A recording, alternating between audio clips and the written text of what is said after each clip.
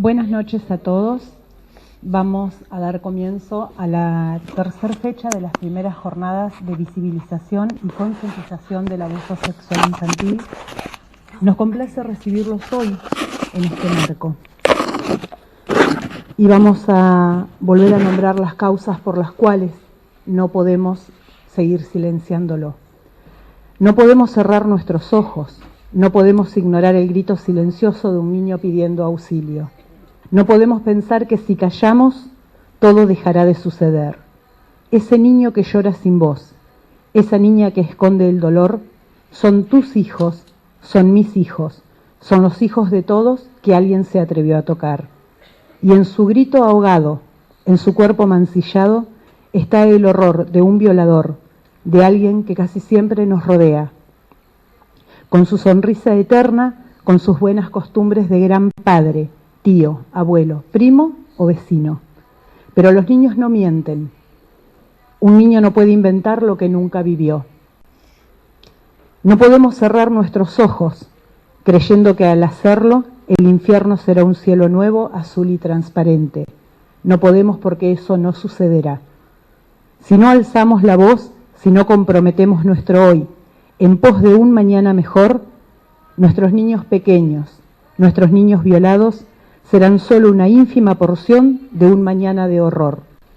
Agradecemos la participación de todos y cada uno de ustedes, a los profesionales que nos acompañarán en esta jornada, la licenciada María Beatriz Müller, presidenta de la ONG Salud Activa, la doctora Graciela Joffre, jueza de paz de la localidad de Villa Gesell, a nuestra madre protectora en esta jornada, la señora Laura Amodeo, quien va a prestar nuestro testimonio. Agradecemos especialmente la participación y el compromiso del Cuerpo Policial Femenino, al Foro de Seguridad de Bransen, al municipio y a Cultura por habernos prestado de manera desinteresada esta sede para que podamos realizarlas. Agradecemos a quienes se comprometieron en nuestra lucha, Rotary Club Coronel Bransen, porque es una lucha que todos sabemos que es más fácil callarla que gritarla. Agradecemos a la señora Andrea Desmoures, porque en su compromiso Bransen, desde hace más de 12 años, viene gritando lo que muchas veces ni siquiera somos capaces de hablar. Buenas noches, muchas gracias a todos. Invitamos a nuestros profesionales a que nos acompañen. Creo que ya nos vamos transformando en amigos, ¿verdad? Amigos a través del dolor, amigos a través del compromiso. Sabemos que hoy es un día muy particular porque en este 3 de junio se organizó a nivel nacional una marcha con el hashtag Ni Una Menos. Nuestro compromiso desde la Fundación Madres Luchando, como todos lo saben, es justamente albergar a víctimas de violencia de género. Por razones de convicción y de compromiso, no participamos en la marcha de Congreso, puesto que no íbamos a reprogramar esta jornada. Todos sabemos que no hace falta gritar en la puerta del Congreso para saber que en cada lugar, en cada localidad, nos siguen matando. Nuestro compromiso hoy estuvo aquí en Bransen, donde sé que todos ustedes y mucha gente que hoy no nos está pudiendo acompañar participaron de esta jornada. Y creo que el Ni Una Menos también forma parte del Ni Una Menos, ni un niño más. Entonces, nos habíamos armado un programa para el día de fecha a fecha y muchas veces nos vamos encontrando con que se van cambiando sobre la marcha, porque programamos hablar, por ejemplo, en la primera jornada desde la sobrevivencia, ¿sí? De cómo es la vida de un sobreviviente de abuso sexual. Jessica Cancino fue quien prestó su primer testimonio como sobreviviente y nos fuimos dando cuenta de que los programas muy estructurados es como que sacaban de contexto, ¿sí? Justamente Marita me preguntaba cómo vamos a manejar el orden. Y aprendimos, como creo que la mayoría de las madres protectoras lo vamos haciendo, que vamos trabajando y vamos haciendo las cosas como nos salen y desde el corazón. Yo, la verdad que para nosotros es un honor poder contar con profesionales como ustedes. No nos fue difícil saber a quiénes podíamos pedirles que participen y puedan hacerlo si sus agendas se los permitían, porque sabemos que son escasos, lamentablemente, los profesionales capacitados, altamente capacitados y comprometidos con este flagelo. Y realmente la gente, al igual que cada una de nosotras, sigue estando hambrienta de poder encontrar las herramientas para seguir defendiendo a nuestros niños. Yo le voy a dar la palabra a la doctora Joffre para que comience, y en realidad hoy era un poco el rol de la madre protectora en el abuso sexual infantil, ¿sí? Bueno, el periodista me preguntaba o hablaba del tema de un poco de la convocatoria, ¿no?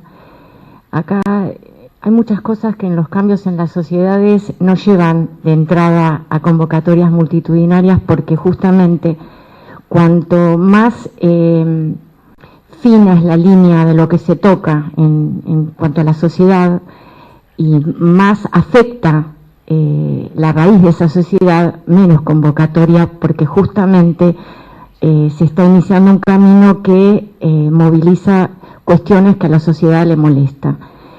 El tema de la violencia y del incesto dentro de las familias es un tema que es muy álgido y toca justamente las estructuras de la familia, que fue incentivada a través de los años como una institución social legitimada en sí misma, infranqueable, un búnker donde todos los integrantes, en general por una estructura de una sociedad patriarcal, quedaban inmersos bajo la autoridad, muchas veces autoritaria, del padre, o en derecho le decíamos el pater.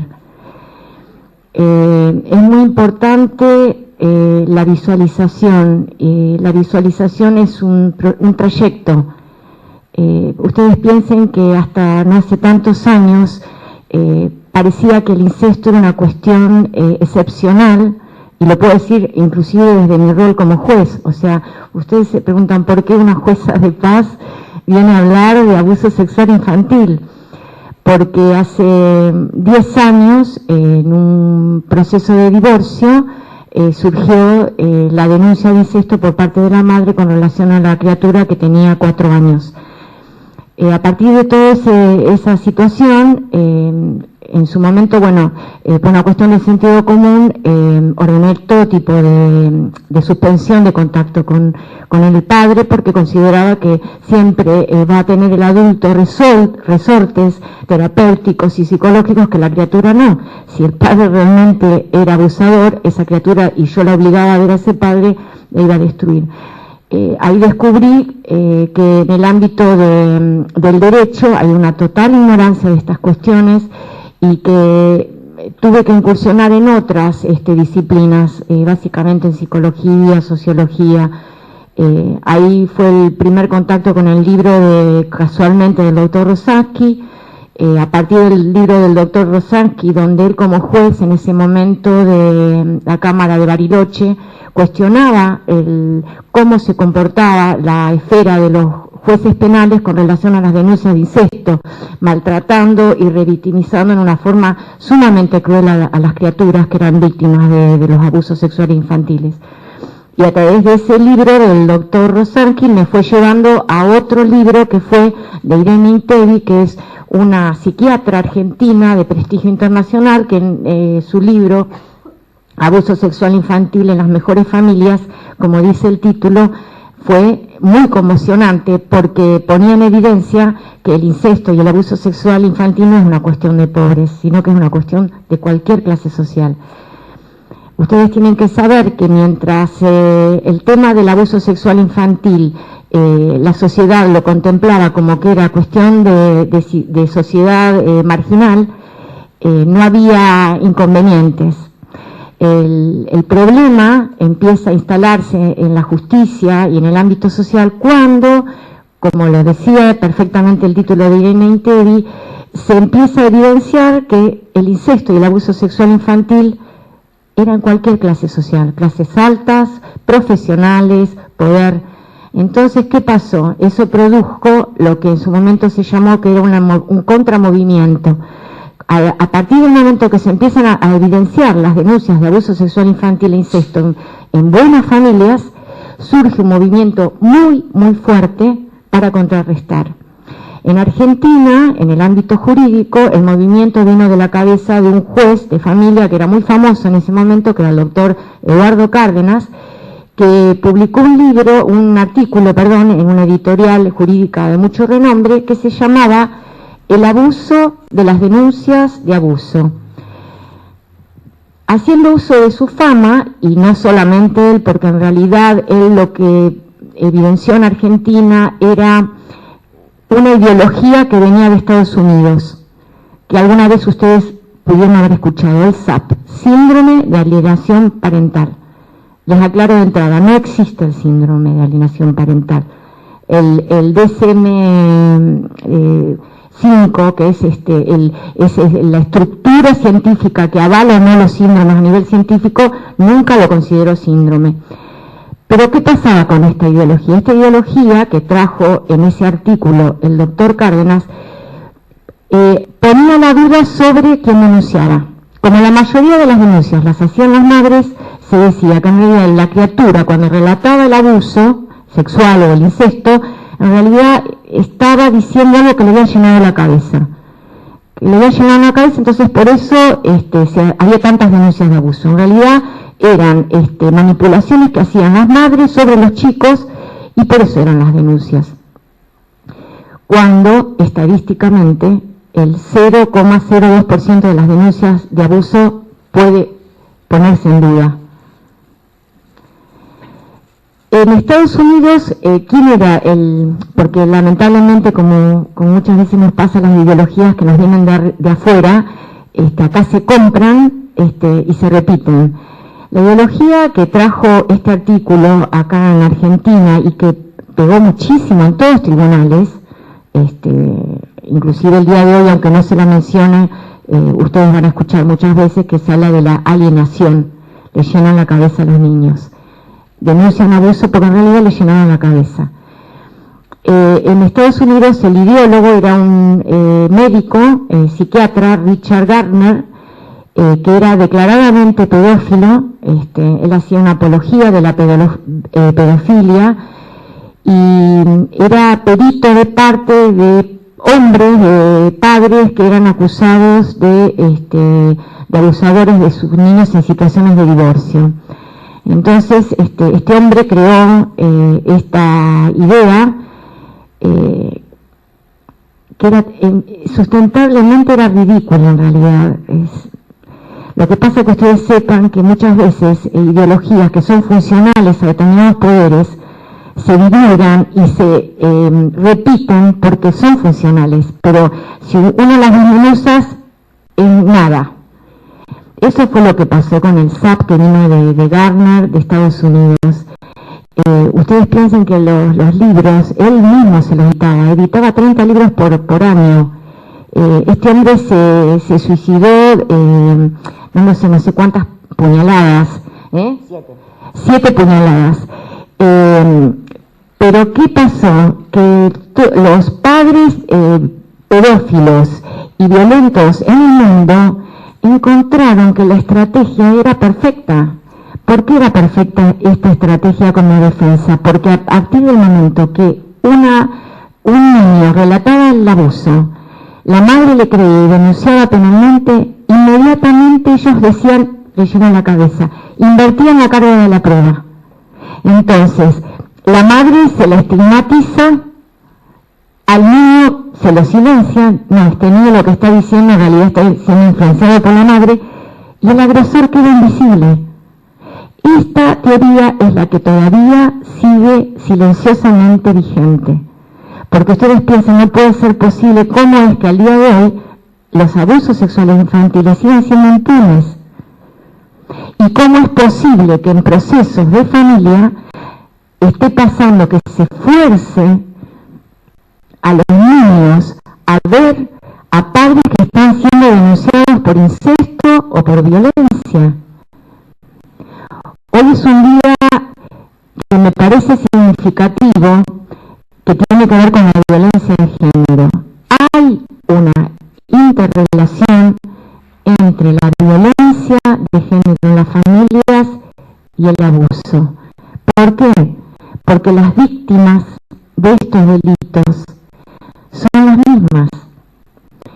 En la violencia de género no es solamente víctima la mujer que padece la violencia del varón.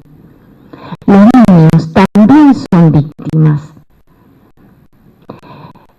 Hay una tendencia a invisibilizar a los niños en las situaciones de violencia de género. No, tendrían que ser contemplados también ellos como las madres, como víctimas de la violencia. ¿Qué niño está preparado a sobrellevar en su hogar la violencia?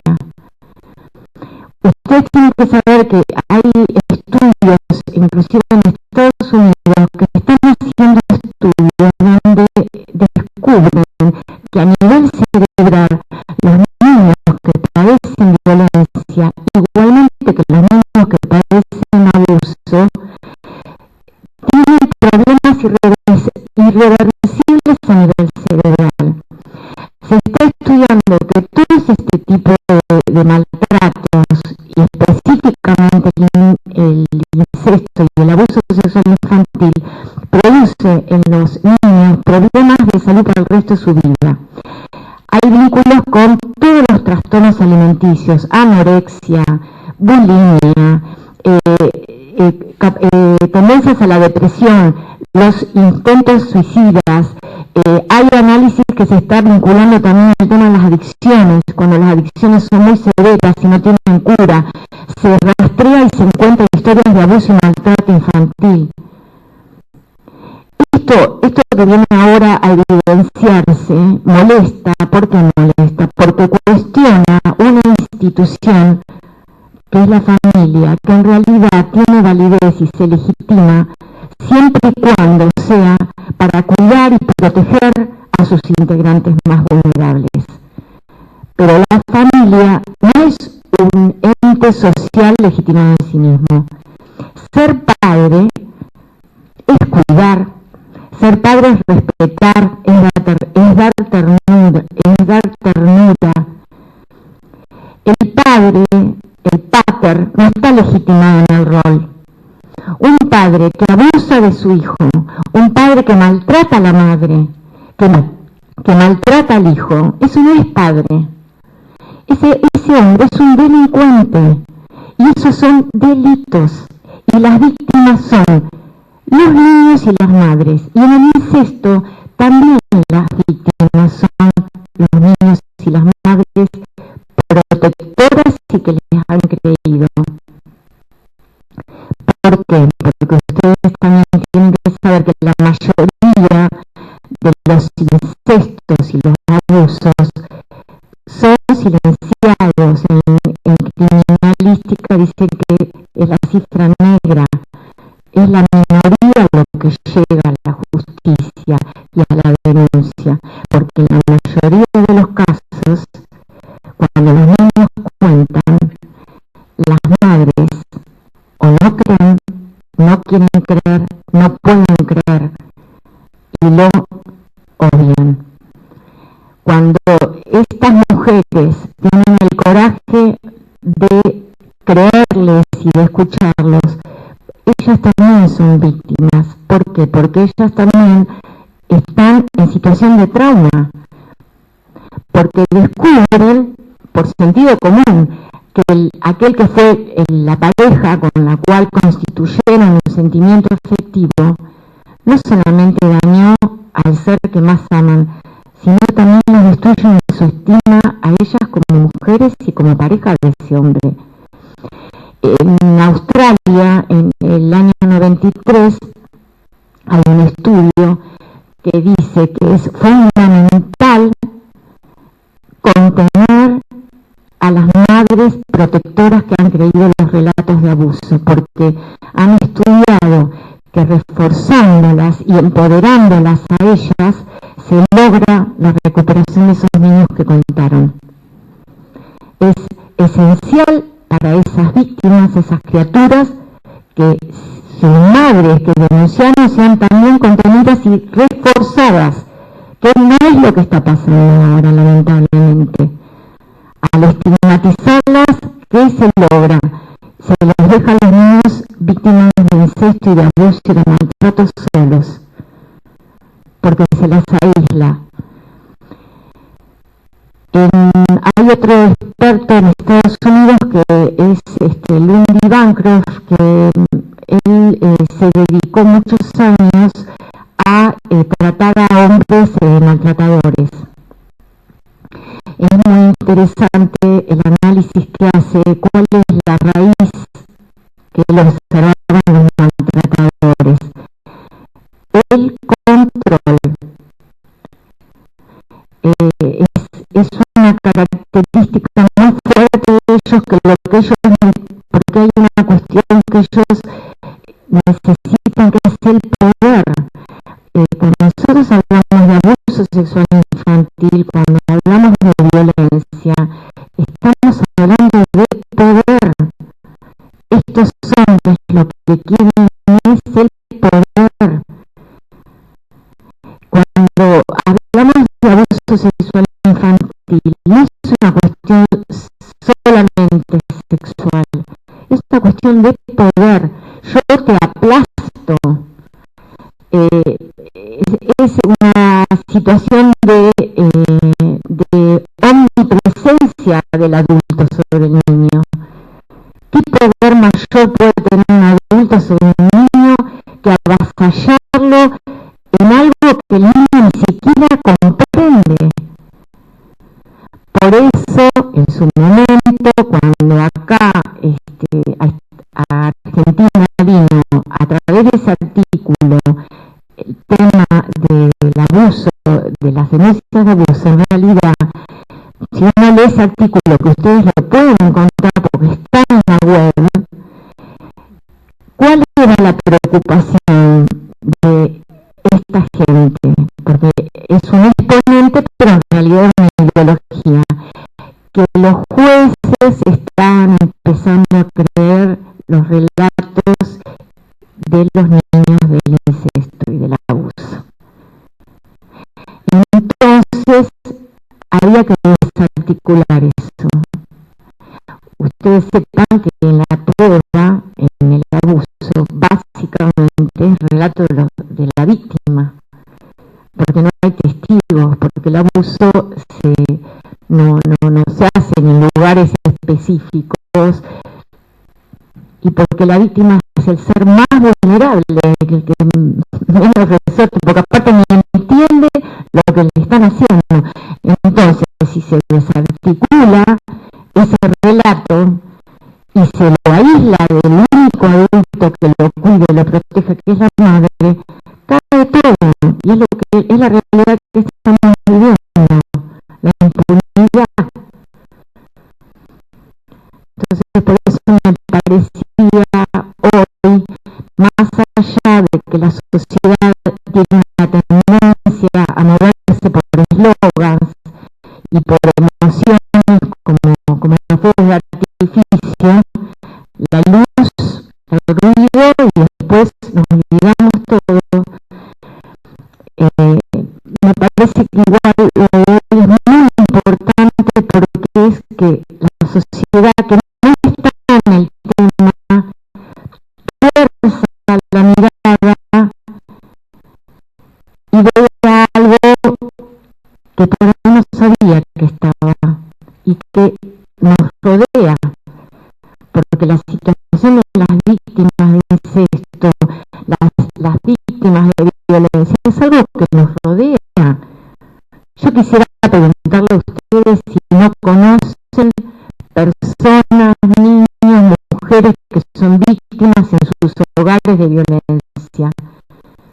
Si no conocen historias de adultos, de adolescentes que no fueron víctimas de abuso abuso sexual infantil y que por ahí lo cuentan de grandes. A todos nos toca y a todos nos puede tocar. Entonces, por eso esto excede la cuestión jurídica, excede la cuestión psicológica. Esta es una cuestión que nos toca a todos como sociedad humana. ¿Qué pasa con el ser humano que atropella a su cría? ¿Qué pasa con el ser humano que tendría que cuidar, como es un padre o una madre? Es excepcional, pero también se puede dar, que atropella, que maltrata y que avasalla el cuerpo y la integridad de una criatura, que es que la naturaleza humana le dio para que la cuide. Fernando Ulloa es un psicólogo que ya falleció. Él hablaba de dos cosas. Hablaba de la crueldad y de la ternura. Él hacía el análisis en cuanto a la tortura. Bueno, esto se aplica a la familia en estas situaciones. Y él hablaba de la encerrona trágica, cuando la tortura se hace contra alguien que no tiene testigo de apelación ni tiene puerta de salida. Bueno, ustedes piensen qué cosa más terrible que en el ámbito donde la criatura tendría que estar protegida, donde una mujer tendría que estar bien, tendría que ser querida, es maltratada, es violentada, es abusada, son abusados por alguien que la sociedad de afuera no lo ve, porque ustedes saben que la familia, la estructura de familia, ustedes saben que la mayoría de las cuestiones de familia son para adentro. Lo que surge es que a través de la denuncia, que generalmente emerge en el ámbito judicial con los divorcios, justamente porque es cuando se quiebra la pareja, emergen estas cosas que estaban calladas, pero no es casual, tiene una lógica. Entonces, nos convoca y nos afecta a todos pensar que una institución que creíamos que era perfecta, no lo es. Pero sí uno puede ayudar a que sea cada vez mejor, sacando todo esto que son los secretos y las historias oscuras que hay dentro de una institución que no está para eso.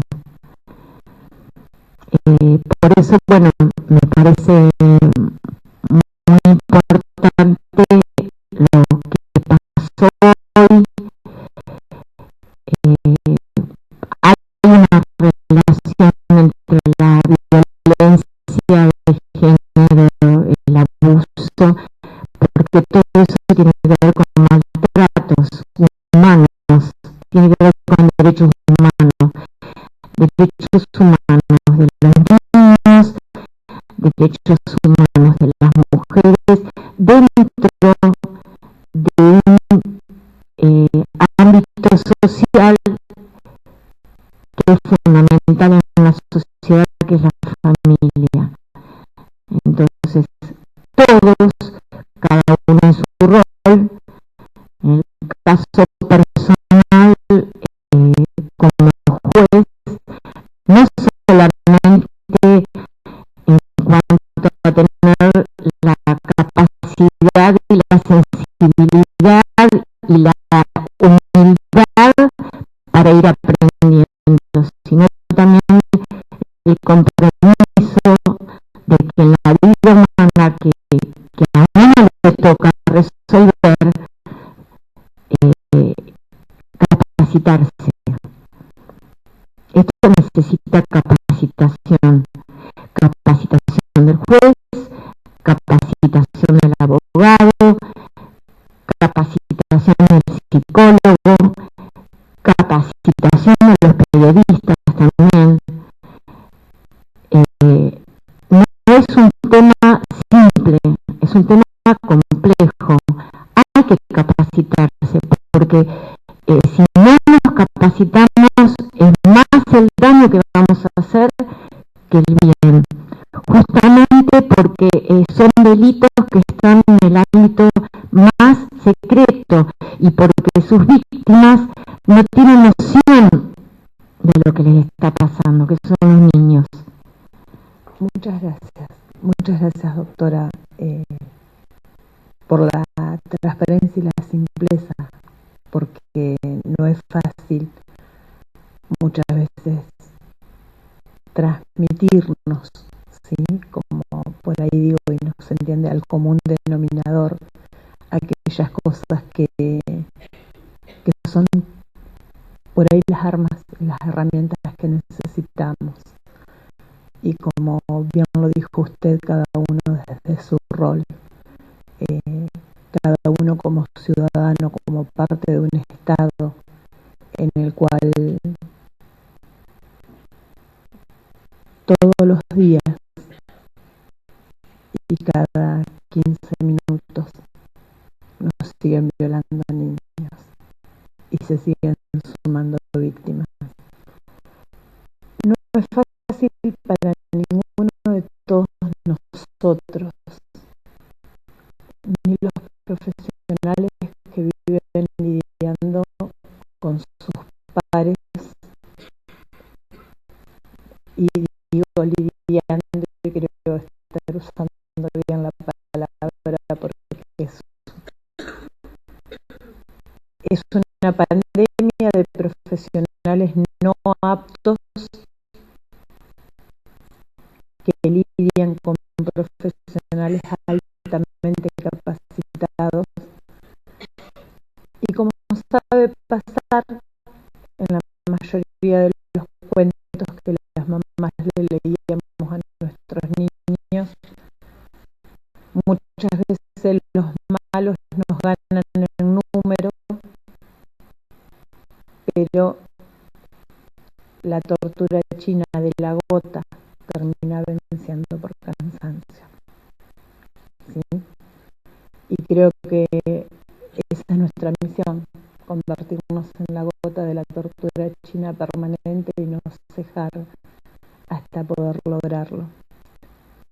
Porque como decimos siempre, los hijos de cada una de todas nosotras es un número para ellos, para quienes no entienden que un niño nunca puede inventar lo que no vivió.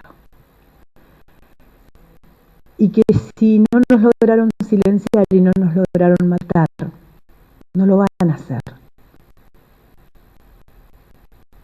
Pero acá puede haber una persona o puede haber 5.000. Y si desde las entrañas o desde los testículos a los caballeros presentes no les nace, no la impotencia y la indignación porque son sentimientos momentáneos, no les nace el compromiso de saber que cada bendito día cuando se levantan durante todas esas horas que pudieron dormir, violaron y mataron niños y violaron y mataron mujeres, entonces es una pérdida de tiempo nuestra y de ustedes. El compromiso es una labor de todos los días, de todos los días, de escuchar a una criatura llorar y de escuchar a lo mejor un papá o una mamá que está poniendo un límite. No nos corresponde porque hay límites y límites, pero hay llantos y llantos, y hay gritos y gritos. Y el no te metas, yo lo viví en carne propia.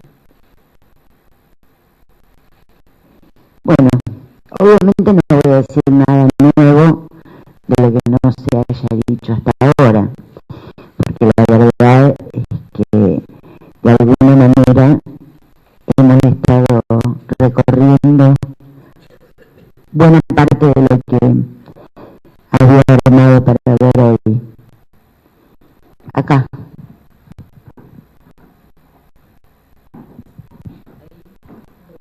Ahí al lado. ¿Sí? Sí, sí. Está bien. A ver si de acá lo puedo tomar. Ahí va. Ya está. Gracias. Bueno, como decía Graciela, hay madres y madres, y también lo decían las chicas, hay madres y madres. Una cosa es la madre que mira para otro lado, como contó recién, o peor, que es cómplice de la situación, pero están otras madres que sí defienden a sus hijos, que sí les creen y que sí se atreven, como el caso de Laura y de tantas otras que se han atrevido, con distintas suertes, nunca buena.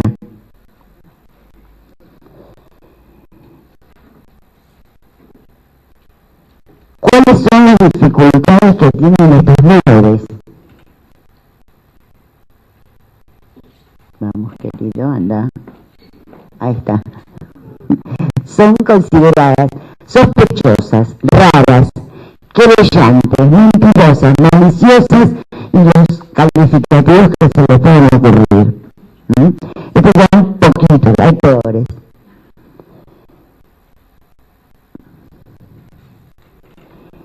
Van a encontrarse con que las ataque el agresor. O sea, que el ataque al agresor es lo esperable, ya que, digamos, en definitiva busca defenderse, continuar con los abusos, no ser descubierto y minimizar el delito, es decir, que el tipo sea violento con niño es normal, ¿no es cierto? Con la mamá, que la ataque, que la quiera, digamos, denigrar, denostar, es lo esperable, ¿verdad? No vamos a esperar.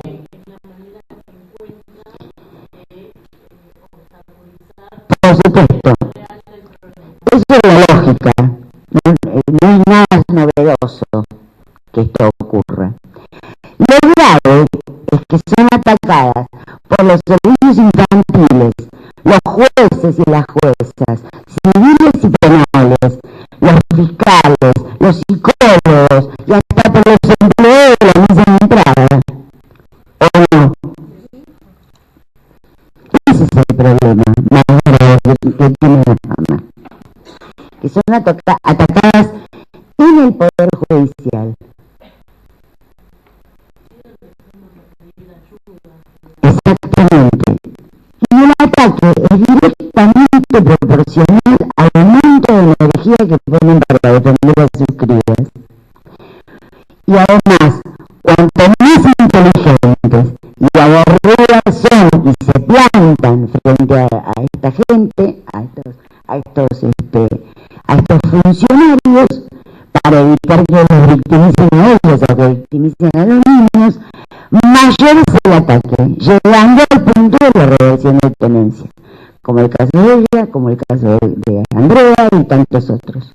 Porque justamente es como una especie de castigo. ¿Cómo te atreves a ser como sos? ¿Cómo te atreves? ¿Quién te cree que sos? Si acá el que manda soy yo. O la que manda, porque a veces las mujeres son peores. Entonces, ¿de qué estamos hablando? Estamos hablando evidentemente de, no podemos dejar de incluir el concepto de género y obviamente el del concepto de género, de violencia de género, porque la hipótesis que nosotros tenemos es que estas madres son atacadas solamente por el hecho de ser mujeres. Es decir, que en la base de esta cuestión es la vieja violencia de género que se repite en este nuevo escenario.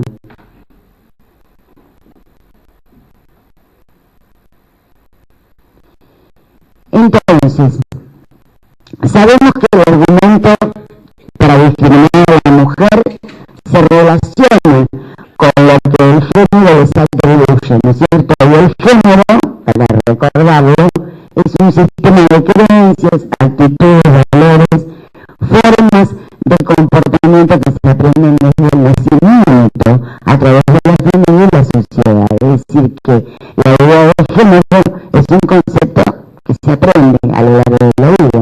No es algo, lo que traemos cuando nacemos es el sexo, pero es que tiene que ver con masculino y femenino. Pero el género, con varón y mujer, el género es una construcción social. Y también sabemos que esta construcción social es diferente para el hombre que para la mujer. Y lo más importante para pensar en violencia de género es justamente que esas diferencias hacen que las relaciones entre los hombres y las mujeres no sean equitativas, es decir, no son igualitarias. Eso es lo que hace al concepto de violencia de género, que hay una diferencia de poder, hay una diferencia, una disparidad, no hay equidad. Entonces, cuando yo escucho muchas veces decir, no, pero hay violencia de género, los hombres reciben violencia de género. Esto no es así, los hombres podrán ser violentados, pero cuando hablamos de violencia de género, estamos hablando de estos conceptos, de la diferencia de, digamos, de posicionamiento. El hombre por encima del poder sobre la mujer. ¿Se entiende esto? Porque es muy confuso este asunto de decir, el hombre también recibe violencia de género. Violencia de género no, violencia puede ser, pero no de género. Porque si no, de alguna manera distorsionamos el sentido de lo que quiere decir esta digamos, fundamentación, nuestra teoría en relación al género, ¿verdad? Entonces, decimos que esta violencia que reciben los demás no la podemos separar de la noción de género. Y está, obviamente, basada en lo ejercido en la diferencia social y subjetiva entre los sexos. Volvemos otra vez a la idea de que la sociedad es donde se arma toda esta cuestión. Entonces, ¿a dónde nos lleva esta violencia contra las madres protectoras? Nosotros pensamos que nos lleva o nos remite a la antigua casa de brujas, mediante la cual se asesinaron a miles de mujeres acusadas de las cosas más inverosímiles. Y esto no es una fábula, esto es real, esto existió en la casa de brujas. Y yo creo que estamos ante la versión contemporánea de aquella casa de brujas. Se las acusa de todo tipo de cosas a estas madres. Son las nuevas brujas. Porque le llenan la cabeza a sus hijos, son maliciosas, son malvadas, buscan perjudicar al hombre, pero en definitiva, como en aquel entonces, son temidas. Este es el gran problema. Por eso hay que taparles la boca o matarlas. Entonces, esta violencia institucional hacia las madres protectoras las victimiza una y otra vez. Y estos hechos violentos que reciben las madres protectoras son indiscutiblemente hechos traumáticos. No es algo que transcurre así nomás. Este maltrato institucional es traumático simplemente porque cumple con los factores que conocemos para cuando vamos a definir un hecho traumático. En primer lugar, es una acumulación de situaciones penosas. Produce un aumento excesivo de las cargas efectivas. Y es signado como conflictivo porque lo está padeciendo. En esta línea de análisis encontraremos los tres sentimientos típicos producto de la situación traumática: el sentimiento de desamparo, que proviene de una previa impotencia de angustia, tristeza, miedo, desasosiego. La violencia de estar en peligro permanentemente, que proviene del desvalimiento y está vinculada al peligro, a la magnitud del peligro real e imaginario, porque, digamos, más allá de si el tipo te persigue o no te persigue, la sola idea de pensar que te puede perseguir ya te pone en una situación de alerta permanente, y bueno, y se dispara toda esta secuencia constantemente, por supuesto. La otra cuestión es sentirse diferente a los demás. Hay un recuerdo, reactualización, humillación, autodesprecio, desesperanza, aislamiento y silencio.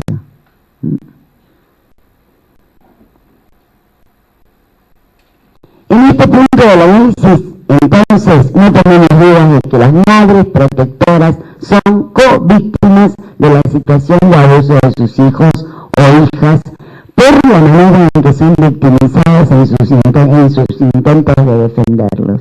Es decir, nosotros consideramos a las madres protectoras como co-víctimas del abuso de los niños.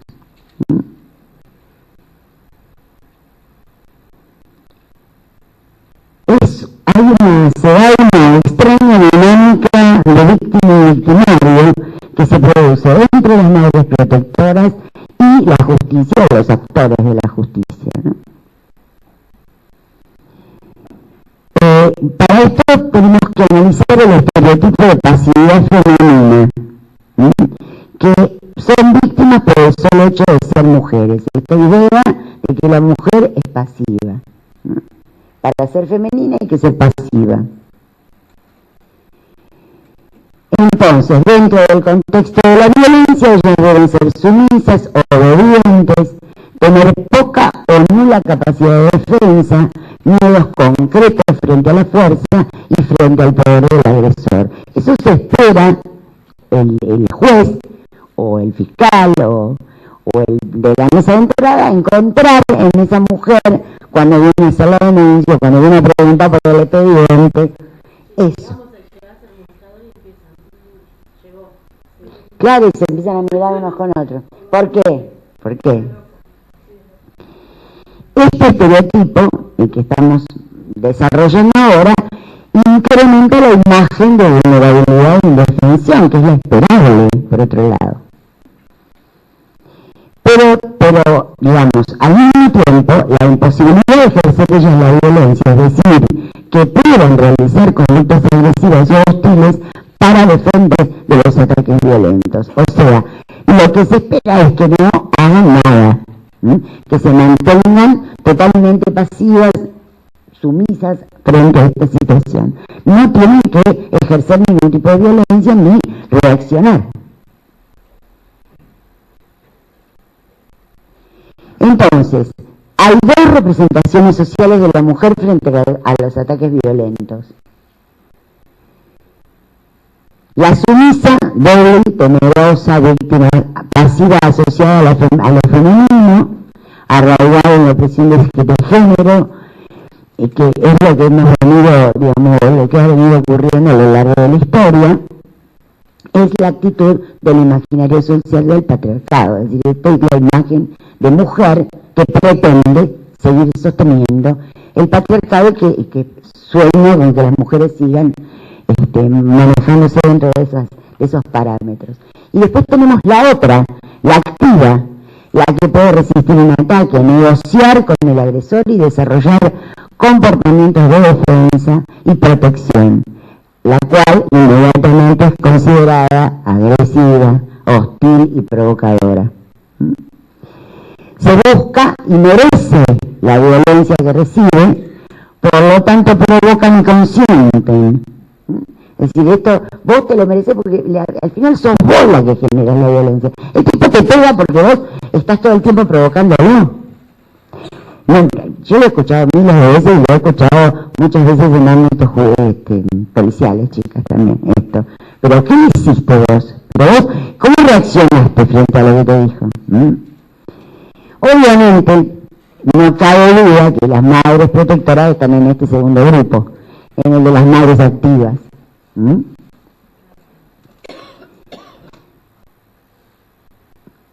Entonces, estos estereotipos, mujer víctima pasiva o mujer culpable agresiva, ocultan una culpabilización a priori de la mujer.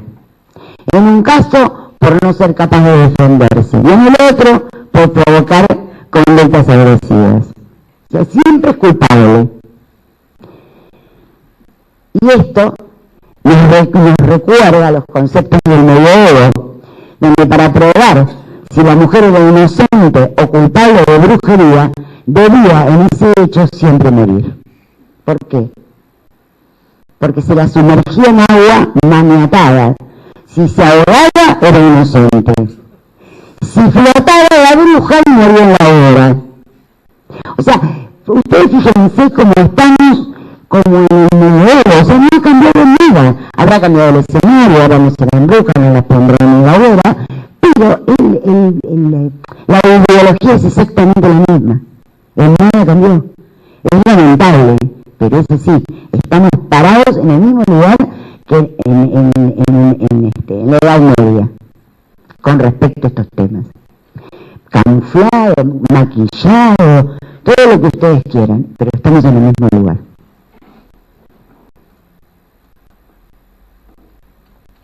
Entonces, esta es la ideología que se encuentra activa y es la generadora de decisiones judiciales, como bien decíamos con Graciela hace un rato y ella misma decía en su exposición, que además de perjudicar a niñas y adolescentes víctimas de abuso sexual, perjudican a las madres que han decidido proteger a sus hijos. Un doble perjuicio. En este punto queremos dejar en claro que porque esto también es importante, porque yo ya estoy un poco cansada de que todo el tiempo estemos solamente apuntando, sabemos ya que Gardner era un pedófilo, lo voy a decir igual, porque no me canso de repetirlo. Pero enseguida nos atacan con este tema, pero ¿cómo? Y en esas situaciones en donde hay un divorcio y está la madre y la madre no deja ver al chico, digamos, no podemos ser ingenuos de que puede haber situaciones donde se evite el contacto de los niños y las niñas con su expareja. Pero estar, antes que nada, para poder aceptar esta posibilidad, tenemos que descartar y estar muy seguros que no estamos frente a situaciones de violencia hacia la mujer o hacia los niños o niñas. Y en el caso de que una vez que lo descartamos con profesionales idóneos, preparados y capacitados, entonces podríamos encontrarnos frente a una madre o un padre que ejerce violencia sobre sus hijos o hijas, ubicándose en el lugar de un botín de guerra. Una guerra de la pareja parental en la que los niños no tienen nada que ver. Pero primero tenemos que estar muy seguros de que no se trata de esto, de que no se trata de una situación de violencia. Nosotros el año pasado en noviembre estuvimos en un foro en México tratando de hacer, porque lo más grave del SAP, que ahora vamos a hablar un poco del SAP, es, más allá de que es una ideología horrible y que no tiene fundamento teórico y todo lo que hemos hablado, y además que la intencionalidad de Gardner era convertirlo en un síndrome psiquiátrico, o sea, para él, él lo quería plantear en términos de síndrome psiquiátrico, por eso su interés de meterlo en el DSM-4, el DSM-5, porque quiere que sea un síndrome, una locura. Se equipararía a lo que se llama locura de voz. Se dice en francés, pero yo soy muy malo en el francés. Locura de voz. Pero, digamos, esto no tuvo consenso en todo lo que es el ámbito de los profesionales o de las organizaciones y demás. Él insistió y además trabajó por su cuenta, digamos, con esta teoría. Lo más terrible es que utiliza los mismos indicadores que se utilizan para detectar el abuso sexual, él los utilizaba para detectar el SAP, el síndrome de alienación parental. Es decir, que todo aquello que pasa con un niño que es víctima de abuso, es leído como que está siendo víctima de alienación. Esto es lo perverso y lo terrible y lo tremendamente difícil de manejar, porque los profesionales psicólogos que trabajan con esto, echan mano de esos indicadores. Y el año pasado estuvimos en un foro donde intentamos hacer un análisis de los indicadores, que estuvimos con una española, que no me voy a acordar cómo se llama, que es PROSAP a muerte, tratando de llegar a algún tipo de acuerdo con respecto, bueno, si vamos a pensar en que vamos a detectar que, supongamos que existe SAP, supongamos que existen, no SAP, sino las situaciones estas donde los niños quedan entrampados en una pelea de padres, ¿no? Y no podemos negar que existe el abuso sexual. Entonces, decime vos, que sos pro-SAP, esto entre paréntesis, no se lo decíamos, ¿cuáles son los indicadores que usás para detectar? Entonces ella decidía lo que usaba. Entonces nosotros decíamos, no, pero eso se usa en el abuso, no lo podemos considerar. Entonces empezábamos a tachar y nos quedamos con que no había ningún indicador para detectar el SAP, porque todos eran indicadores de abuso. Entonces, me parece que esta es la discusión que nos tenemos que empezar a dar desde la cuestión científica, desde lo teórico, desde la teoría. Más allá de que nos enojemos y gritemos contra Gardner y demás, tenemos que empezar a poner sobre la mesa estas cuestiones para diferenciar. No negar rotundamente que puede haber algún caso. De hecho, yo he tenido un caso una vez de un papá que, ha venido los chicos y hubo todo un trabajo para que los niños decían que no la querían ver a la mamá, qué sé yo, y estuvimos como 4 meses trabajando, o 5, en lo que se llama una vinculación con esta mamá que los chicos no querían. Era obvio que había ahí una manipulación, se veía de acá a la China, porque ese es otro de los temas que uno se da cuenta cuando realmente hay una situación de manipulación. Un profesional que tiene experiencia, que ha sabido trabajar con niños, esto lo ve, si realmente fuese así. Entonces, no es tan difícil de detectar. Esta gente toca de oído, esto es lo terrible. Vos te encontrás con jueces que diagnostican, fiscales que dan, es terrible, es terrible. Es como se superponen las profesiones, en vez de recurrir a profesionales expertos que los puedan asesorar para que no metan la pata.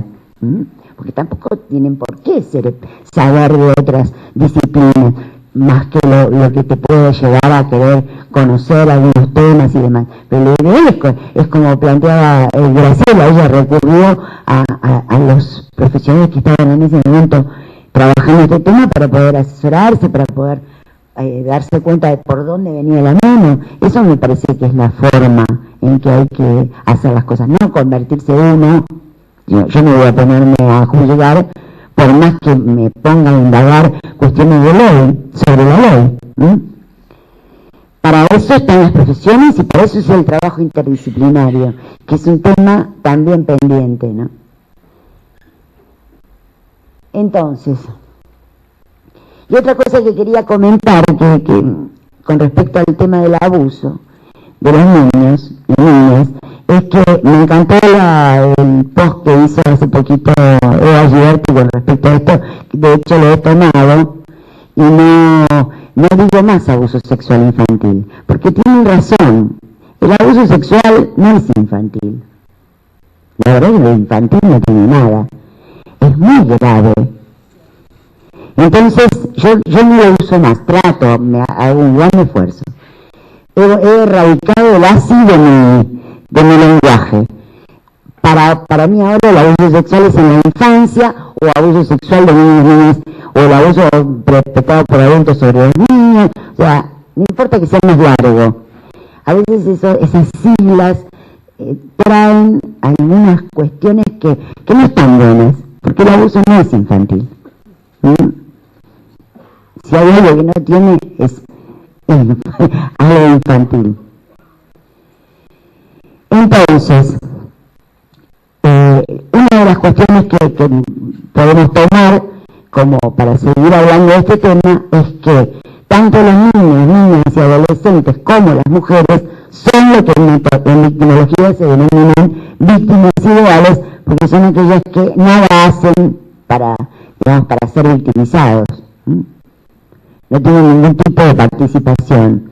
Ahora, estas víctimas ideales se enfrentan a un poder judicial feroz cuando deciden denunciar los abusos sexuales, sobre todo en los casos de incesto paterno-filial. Como decía Graciela hace un ratito, el incesto es intolerable para la sociedad, como lo ha sido siempre. El niño y adolescente generalmente relata el abuso a un adulto de su confianza. Generalmente la madre es lo que habitualmente ocurre, quien debe velar por el cuidado y la protección del pequeño o de la pequeña. El problema se inicia junto con la denuncia. Primero parece ser bien recibida. Al principio parece que todo va bien. Se toman las medidas de protección, las cosas se encaminan, pero luego todo se vuelve pata para arriba. La madre se convierte en sospechosa, se comienza a decir que el niño o niña ha sido malicioso durante el influido, nada ha ocurrido, todo es un invento de la madre, que está despechada o quiere perjudicar al pobre padre. Y ya para sumarle a esto, le agregamos la famosa ley 24/70 de impedimento de contacto, de la cual se hace uso y abuso. Acá Karina nos puede contar un poquito. Ahora, esto es muchísimo peor cuando se da en el contexto de un divorcio y separación. Como bien decía Laura, es verdad que los agresores, los violentos, digamos, que han violentado a sus mujeres desde este lugar de mucha psicopatía y mucha perversión, cuando pierden el poder sobre la mujer, inmediatamente toman, digamos, acción sobre los niños, porque saben que es donde el peor les va, donde más le va a doler a la mamá, donde le va a doler a la mujer. Y a mí me pregunto, a veces, cuando digo esto, la gente me mira con cara rara. ¿Cómo? Bueno, una cosa es que le pegue, otra cosa es que abuse de los chicos. Entonces yo me pregunto, ¿y los que cuando le pasan estas cosas se llevan a los niños y los matan? ¿Cuál es la diferencia? Hace poquito un tipo se llevó a los dos chicos y se estrelló contra un camión. Y además lo avisó, ¿no?, a la mujer. Entonces, ¿cuál es la diferencia en que los abusen sexualmente? Es lo mismo. Son tan capaces de una cosa como de la otra. No nos horroricemos con pensar que esto es así, porque esto es así. Es como un continuum. Tal cual. Entonces, para hacerlo aún más complejo el problema, debemos agregar que una gran mayoría de los abusos sexuales, sobre todo en niños y niñas muy pequeños, son muy difíciles de ser probados para la justicia penal. Lo hablábamos hace un rato. Entonces, en ese contexto, ¿qué se decide? La peor de las torturas para los chicos, la famosa revinculación forzada, que es parte de la terapia de la amenaza encubierta de este señor Garner. Se basan entonces en esto, en este falso síndrome de alienación parental, creada por la fiebrada mente del médico norteamericano llamado Richard Garner, que ya lo contó Graciela, que, digamos, lo que yo le agrego es esto, de que él lo plantea como una patología psiquiátrica. Esto es lo peligroso. ¿Qué plantea? En pocas palabras y a lo bruto, digamos, una madre despechada y loca decide de pura mala inventarse los abusos y obligar a su niño o niña a mentir. Tanto se lo repite que le implanta falsa memoria en el niño o la niña, y estos chicos terminan creyendo que realmente les ocurrió. Entonces fíjense el nivel de perversión que tiene esto. Porque, ¿cómo comprobás una falsa memoria? ¿Cómo la comprobás? Es una falacia eso.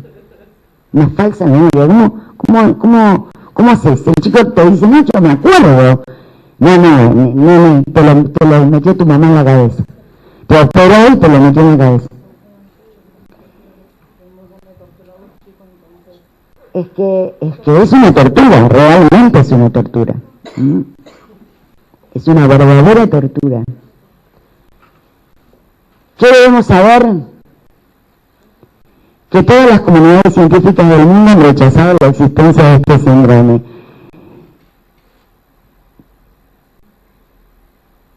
Que Richard Gardner era un pedófilo, confeso, como muy bien dijo Graciela, y en sus libros hacía apología de la pedofilia. Él pensaba que era una forma de ejercer la sexualidad sancionada por la sociedad. Consideraba que la pedofilia no era aceptada porque la sociedad, lo veía, pero no porque fuera algo malo.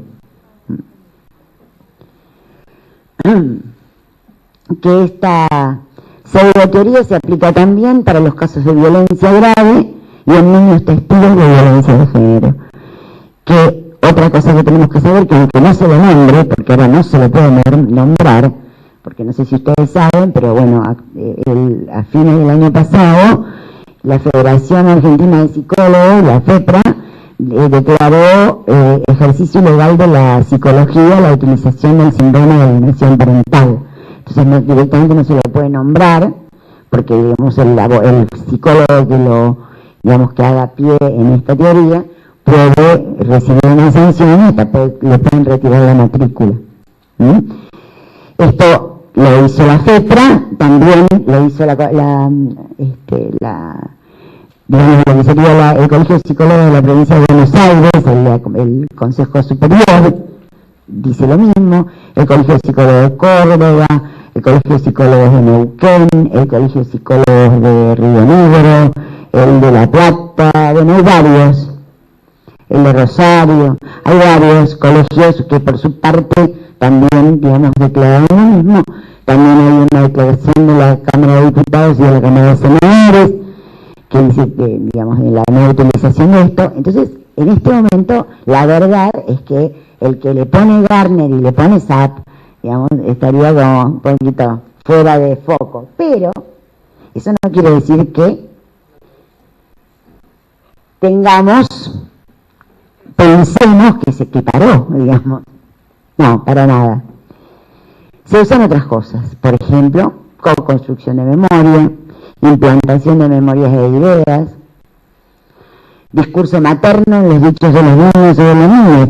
Se vislumbra un discurso adulto, ¿no? Un decir adulto en el decir de los niños. Se van armando las frases como mejor les queda, van variando para no... Bueno, madre alienadora, esto de madre tóxica lo voy a agregar, Laura, no lo tenía, lo voy a agregar. Sí, madre tóxica, está bueno también para ponerlo acá. Disputa de adultos, bueno, divorcio controvertido, falsa denuncia, madre loca, intentar probar la locura de la madre, como si una madre que puede estar loca puede ser esquizofrénica, eso que tiene que ver con el abuso del niño. Intereses económicos en juego, y la palabrita esa tan famosa que pusieron los amores, nuestros queridos compañeros de los padres del obelisco y demás, padrectomía.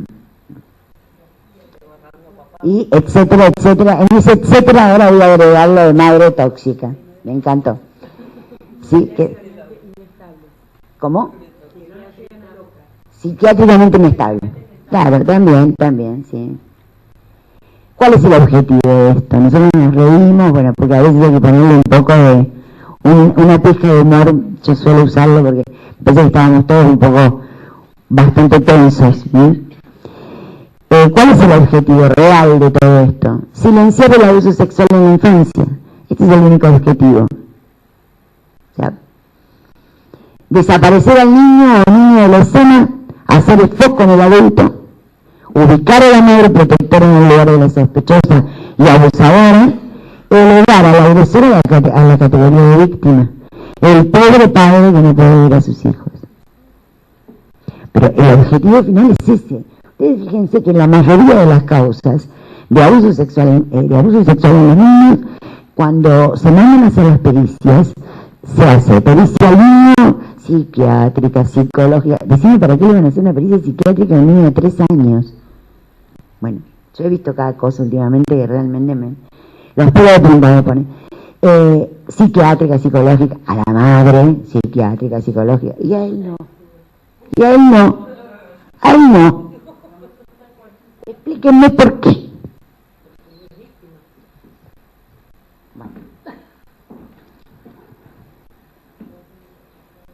Para cerrar, que más allá de que les contemos que Garner era un pedófilo, a mí siempre me gusta traer alguna que otra frasecita de las que él ponía en los libros, para que entendamos más o menos de qué estamos hablando. Para que entendamos que un tipo que piensa así, nadie puede seguirlo, ¿sí? Nadie que esté en sus cabales puede seguirlo. Dice, en la actualidad el niño sexualmente abusado es generalmente considerado como la víctima, a pesar de que el niño puede iniciar encuentros sexuales seduciendo al adulto.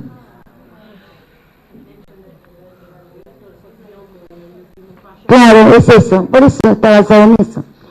Dice también nuestro querido Garner, la sexualización de los niños puede tener propósitos procreativos, porque un niño sexualizado puede reproducir a una edad más temprana.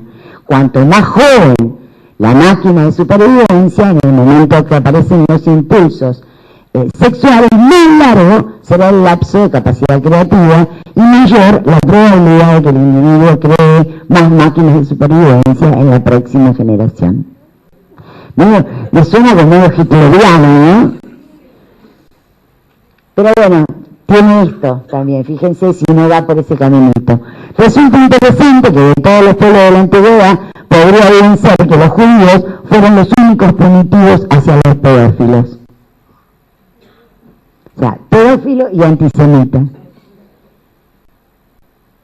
Hay, dice también, un total continuum que debe ser considerado aquí, desde aquellos niños que fueron forzados y no obtuvieron placer y podrían hasta ser considerados como habiendo sido violados, a aquellos que disfrutaron inmensamente con respuestas orgásticas las actividades sexuales. Esperen que me pasé el último. Las madres que han sido abusadas sexualmente en su infancia pueden tener un ojo residual hacia su padre abusador u otro abusador sexual, y esto puede estar interfiriendo en su relación con su esposo. Esto debe ser explorado en profundidad, y ella debería ser ayudada a reducir tal enojo residual. Quizás ella pueda ser ayudada a apreciar que en la historia del mundo el comportamiento de su padre ha sido probablemente más habitual que el comportamiento reprimido de aquellos que no abusan sexualmente a sus hijos. Es decir, que lo normal es abusar de los niños y los que no abusan de sus hijos están reprimidos. Este es Garner, este es el que creó esa teoría. Ahora díganme, ¿en qué cabeza puede entrar que lo que este tipo planteó durante un montón de tiempo, como bien lo dijo Graciela, a partir del artículo de Cárdenas en la revista? ¿Cómo? Bueno, claro, por supuesto, es que lo que hablábamos hoy con respecto a la formación de los jueces y a la formación del Poder Judicial, tiene esta ideología, no sé si tan explícita, pero esta ideología. Al revés puso el cosito. Entonces, ¿hacia dónde nos lleva todo esto? Esta ideología, esta postura, esta manera de ver la realidad. Va a ningún lado bueno. A desandar caminos elevados, tanto en violencia de género, como en el abuso sexual en la infancia, como los derechos, con cosas graves en derechos de niños, niñas y adolescentes, y, digamos, derechos humanos. Es muy complicado lo que está pasando. Las consecuencias impunidad de los agresores de niños, niñas y adolescentes, argumentos defensivos típicos de los agresores para los litigios civiles y penales, daños irreversibles en los niños, niñas y adolescentes víctimas, revictimización de los niños y desgaste de los profesionales y organizaciones que acompañan a las víctimas. Creo que ahí termina, sí. Bueno, hasta acá, así que tenemos un tiempito de preguntas.